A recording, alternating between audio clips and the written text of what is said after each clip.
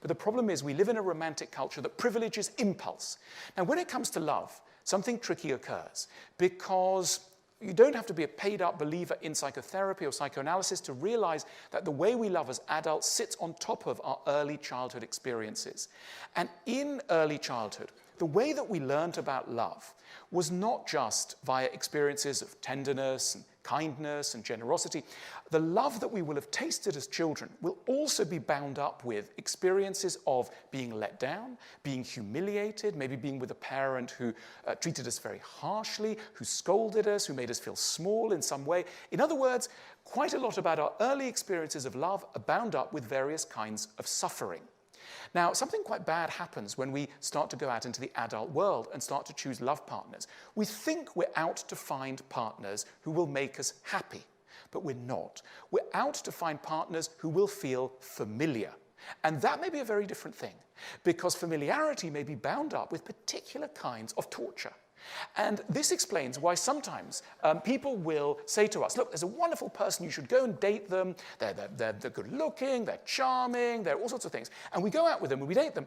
And we do recognize that they're really wonderful and amazing.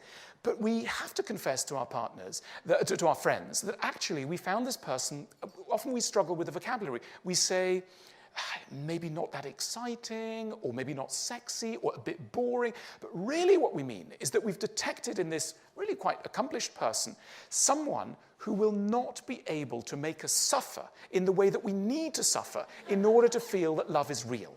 And that's why we reject them. So we are not merely on a quest to be happy. We are on a quest to suffer in ways that feel familiar. And this radically undermines our capacity to find a good partner. Here's another reason why we're going to come unstuck in the field of love.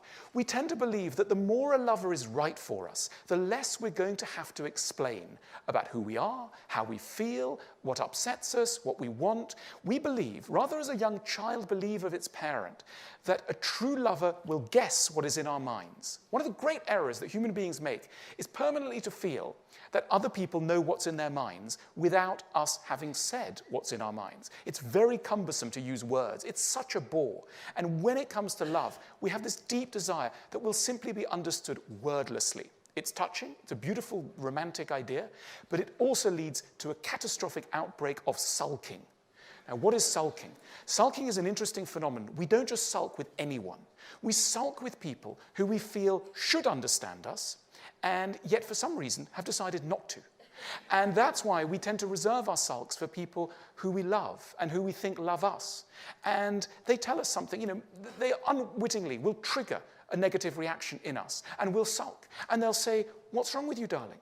And we'll say, nothing. And they'll say, but come on, you're upset. And we'll go, no, I'm not. I'm absolutely fine. And it's not true. And we'll go upstairs and we'll shut the door and we won't tell them what's wrong with us. And then they'll knock at the door and they'll say, please, just tell me.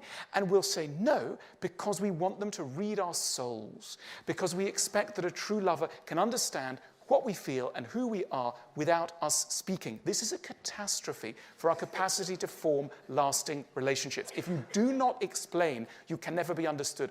The route to a good marriage and to good love is the ability to become a good teacher. Now, teaching sounds like a narrow profession. Those guys in tweed jackets and fusty with a chalkboard, etc. I'm not talking about that kind of teaching. All of us, whatever our job aspirations, whatever it is we do, have to become teachers. Now, teaching is merely the word that we give to the skill of getting an idea from one head into another in a way that is likely to be accepted. And most of us are appalling teachers. Most of us teach when we're tired, when we're frightened. What are we frightened of? We're frightened we've married an idiot. And because we're so frightened, we start screaming at them. You've got to understand. And the thing is that unfortunately, by the time you've started to humiliate the person you want to understand something, lesson over. You will never get anyone to understand what you want them to understand so long as you make them feel small. In order to teach well, you need to be relaxed. You need to accept that maybe your partner won't understand. And also, you need a culture within a couple that two people are going to need to teach each other and therefore also learn from